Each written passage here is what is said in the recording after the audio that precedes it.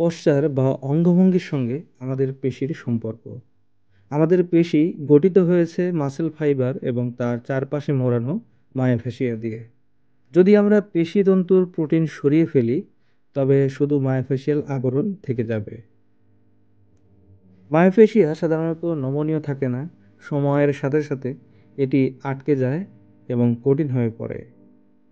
উদাহরণস্বরূপ, কাইফোসিসে সময়ের সাথে সাথে বুকে ও পেটে অবস্থিত সামনের ফেসিয়া সংকুচিত হয় এবং কঠিন হয়ে যায়।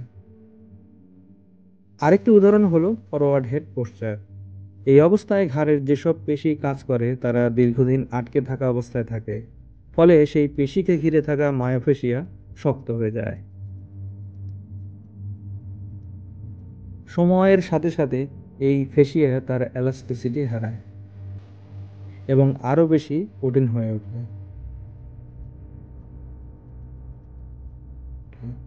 এই অবস্থাকে বলা হয় মায়োফেসিয়াল টাইটনেস বা শর্টেনিং, অর্থাৎ ফেসিয়াল আবরণ সংকুচিত ও শক্ত হয়ে যাওয়া।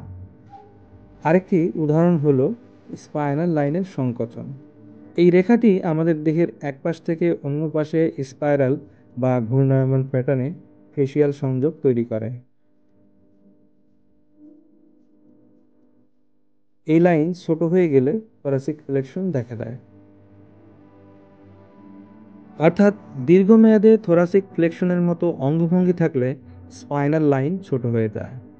ফরওয়ার্ড হেড পোশ্চার, যা সাধারণত কাইফোটিক পোশ্চারের সঙ্গে যুক্ত, তা ধীরে ধীরে ফেসিয়ার অবস্থান ও গঠন পরিবর্তন করে। এর ফলে ফেসিয়া সংকুচিত হয়ে যায়।